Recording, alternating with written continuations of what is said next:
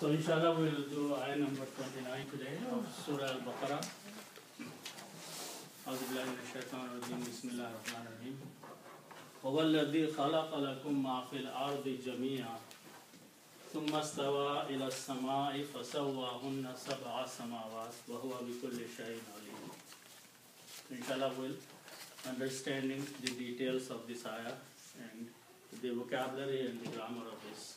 Okay. First of all, there are few words that I want to explain in details. If you notice the word Huwa, Lakum, and Hunna here, this word, and then Huwa is being repeated here. Okay. So these four words.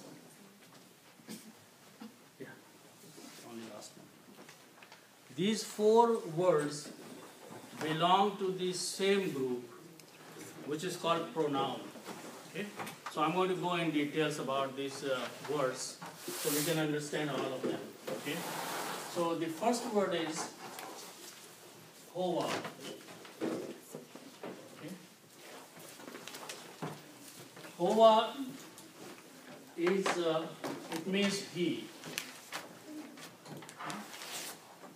When we say Huwallahu, we are saying He is Allah. Huwa means He is Allah. Okay? Now, compared to this, there is another letter which is Hu. Okay? And we are going to learn the difference between Huwa and Hu. Okay? So here I'm going to use the example first. Huwallahu. Okay.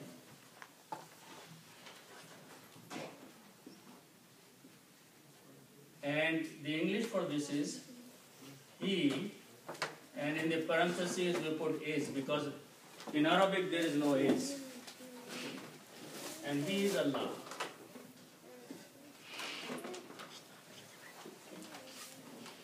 The word Huwa, in English it is he, is called pronoun. Okay. And in Arabic it is called dhamir.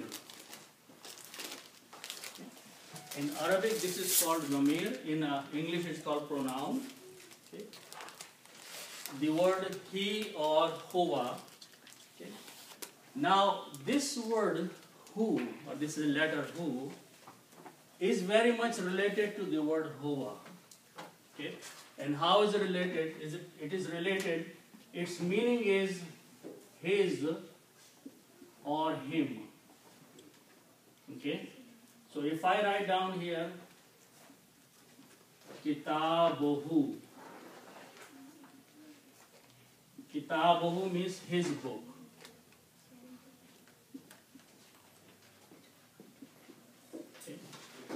Kitabuhu means his book.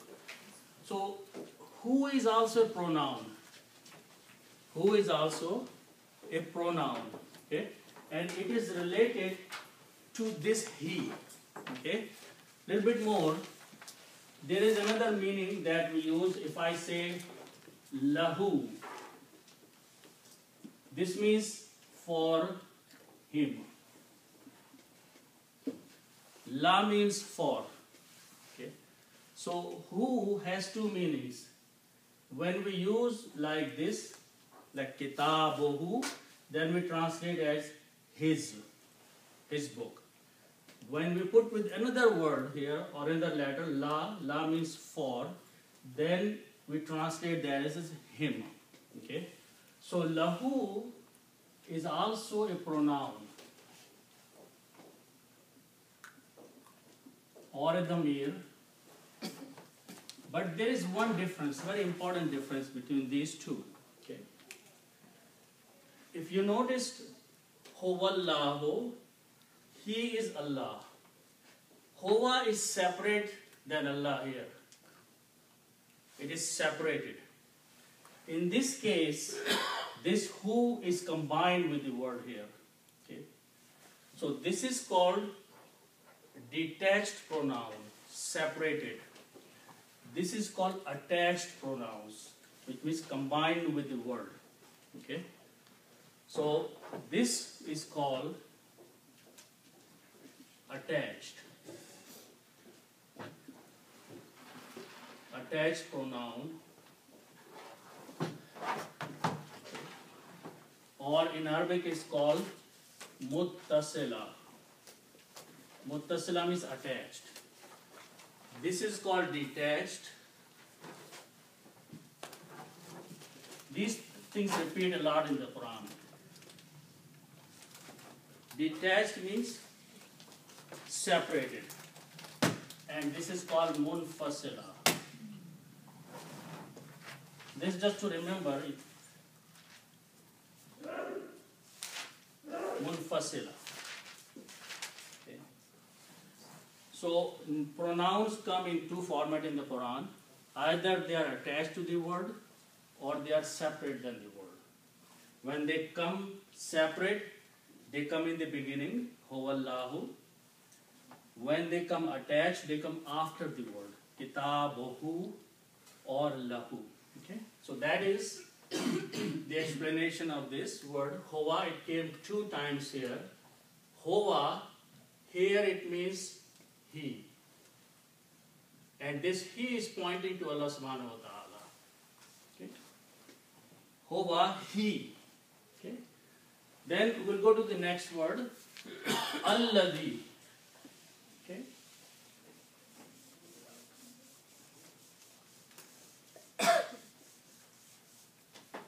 Allazi starts with this basic letter, 3 letters combined this way, Lazi. Okay. Lazi means that, or it, and also he. It is used in different meanings in the Quran, depending how it is being used. Lazi. Okay? And we also know that if you put an al before lal plus ladhi, this brings the meaning of the. The, and then remaining meanings are same, he, that, or it. Now it has become some special meaning. Okay. The brings the special meaning, the special person or special noun. So when you combine these two, it becomes Alladhi.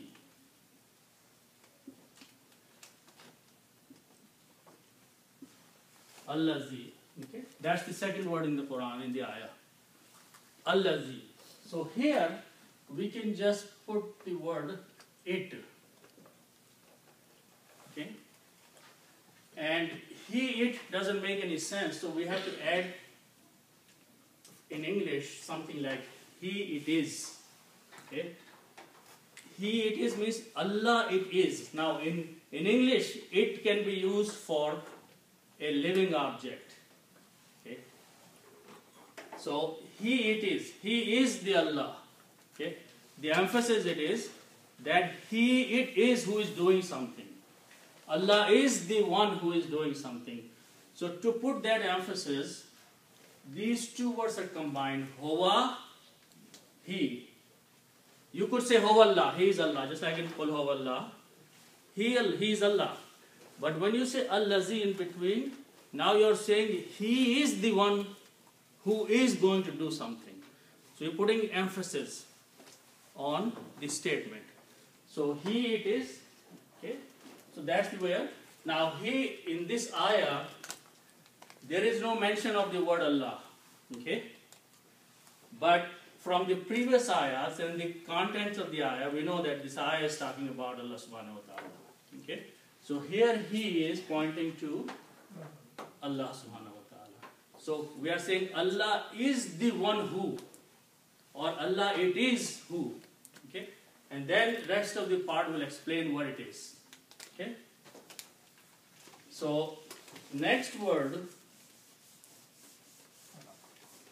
is khalaqa. Okay? Khalaqa starts with these three letters, Kha, Lam and Qaf. This means to create.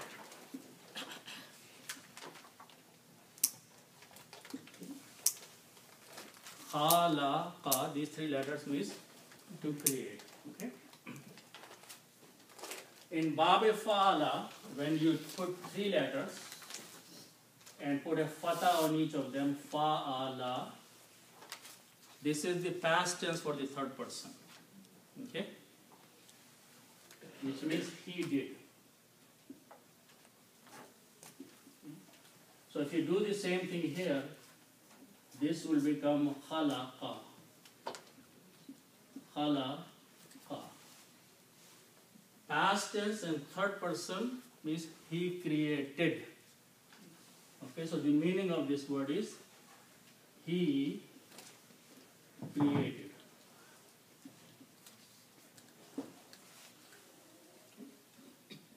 So if I put this word here as it is, he created,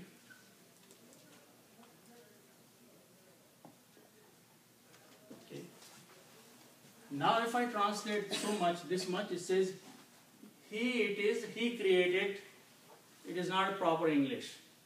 So what we have to do here to make it proper English, change this he to who. Okay? He it is who created. Okay? So this is just to fix the English. The meaning is still is he created. If I write down here who created, the meaning will become very different.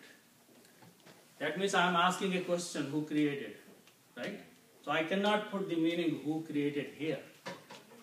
The only reason I change here, so English here can become proper English. Who created here still means he created, but when you combine with he it is who created. जिसने पैदा किया. Who जिसने पैदा किया, who created. Okay?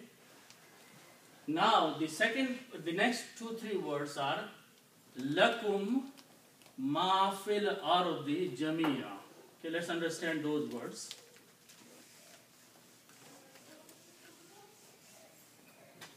So the word la with a fatha means for. La, lam with a fatha means for. Okay? The word kum means you, plural means all.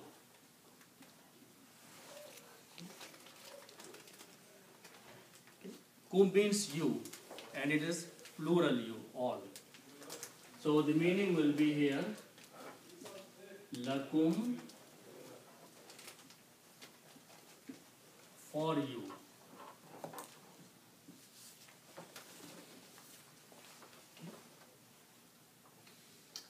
Lakum, for you. Li also means for, right? Yes. So, any difference between la and li in this case? No, but la has lam with a fatha has multiple meanings. Okay. Because that is used to emphasize something also. You did mention the difference between la and li one time.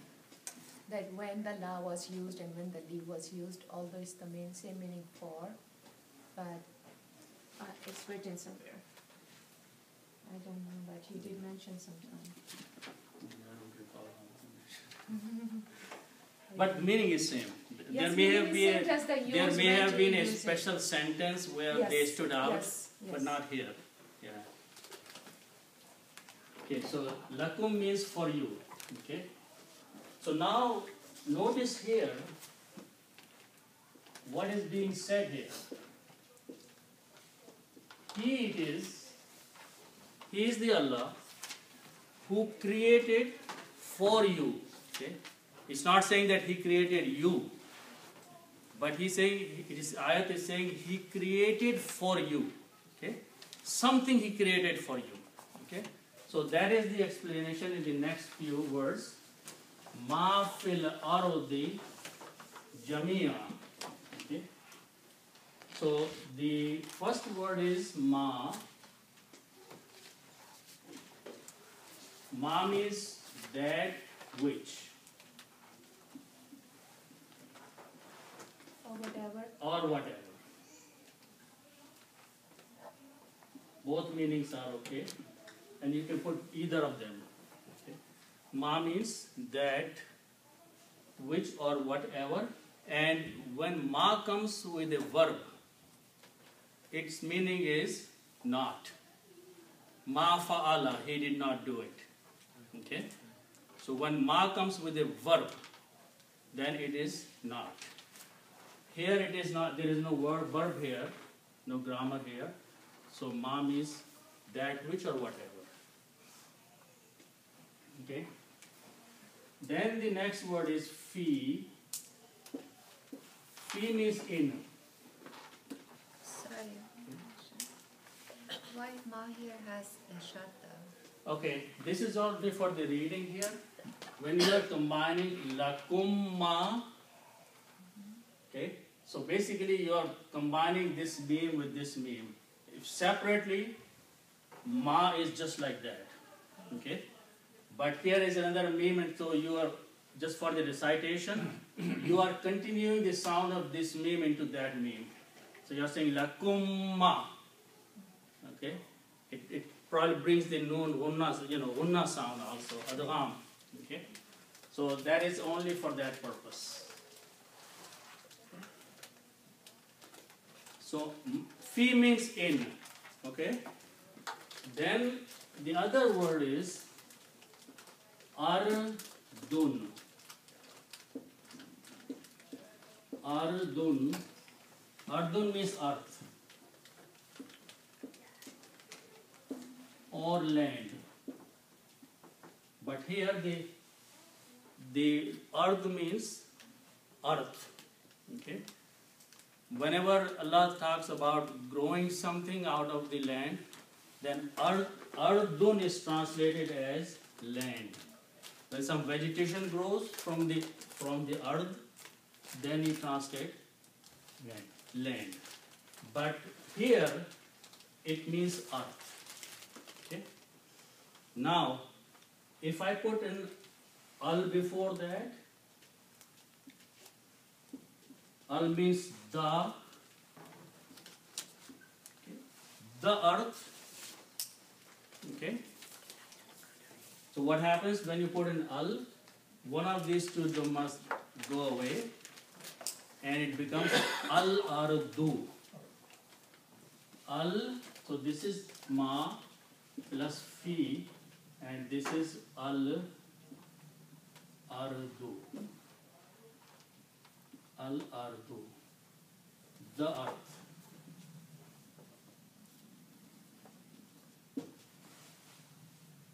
Okay. Now one more change will take place. Fi is a harf-e-jar, and whenever a harf-e-jar comes, it changes the last letter of the next word from dhamma to a kasra. So it will become fi al-ardi. Okay? Sound will change, meaning will not change. Okay? Then, so this will become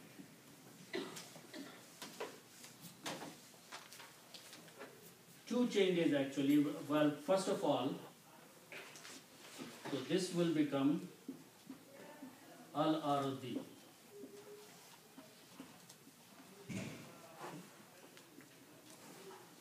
Fi al-ardi, in the earth. Okay? But here in also means in the earth and on the earth. What is inside the earth and what is on top of the earth. Okay? Because the ayat says, He is Allah who created for you whatever is in the earth and on the earth, underneath and above the earth, everything. Okay? So in should be understood here as inside and on top of both. Okay? Even though if you put in and on, that may not be good English. Okay? But it should be understood that in here does not mean that inside the earth only. Inside as well as above the earth. Okay? So this is for understanding, because in English there is no word which can translate in and on both together. Okay? So we have to understand that. Okay? Whenever in Quran, whenever they talk about anything on the earth, it's always been used fil earth. It's Right. never used like any other word Right. or on other than. But in English, but here when you understand the ayah, it means that whatever is in underneath the earth is also created for you. लेकिन ये जमीअन से explain हो रहा है Yeah, that's अगर what I'm coming जमीअन next. नहीं होता तो Yeah. सिर्फ अंदर का हो सकता था. That's what I'm coming next. The word jamian will tell you that. But even when there is not a word jami'an, it's always used fil ardi when it's talking about even on the earth. Will never use her. No, I know. The translators Yeah. translate as on the earth. Yeah, and because that's what it meant, there is no It- such word, separate word. This is what I'm saying. That Yeah. there is no English word which combines in and on together. Plus, there is no separate Arabic word that when we always talking about earth, just say on. There's Well, no- the word Allah is there. Allah is there, but Allah ardi Yeah. ever. It's not Yeah. used. Right. It's not used. Right. Kind So of. that's why. So I had that question earlier, and I guess one of the teacher did some search, and they say that on top of earth there is some like, atmosphere or whatever they Mhm. call it, and that's why it's used fil ardi. So yeah. Could be. Okay. So the two things will happen here. Now, fi will make it kasra here. Now, when you read these things together, these two words, fi and al-ardi, then what you do, you don't pronounce e here, you take the fa here and combine with the lam here. Okay? So what are you doing? You are not pronouncing this ya here, this thing here, and you are not pronouncing this alif here. Okay? You are combining this fi with the lam. And whenever you do that, there is an alif here. You do not pronounce the alif. That alif changes into hamzatul wasal. And what happens? The sign of hamzatul wasal is this thing. Okay? Which means you remove the fatha and you put a little swad on it. Okay? So that's what it is in the Quran. Fil ardi. Okay? In the earth or on the earth. Okay? On the earth.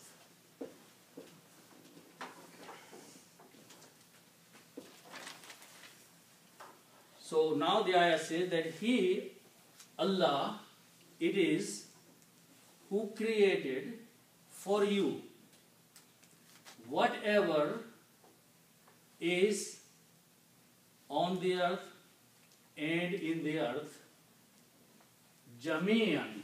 This will explain to you that you have to put emphasis on inside and outside both. Okay? So ma means that which or whatever here.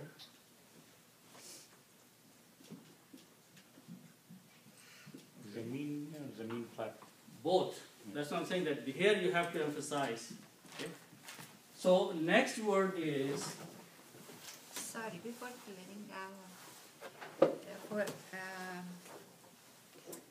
Hamzatul Bas, this is the rule that whenever fi comes before. not fi, any word that combines with the next word and alif is not pronounced. Oh yeah. Whenever alif is not pronounced, then alif loses its harkat And we got and becomes hamzatul wasl.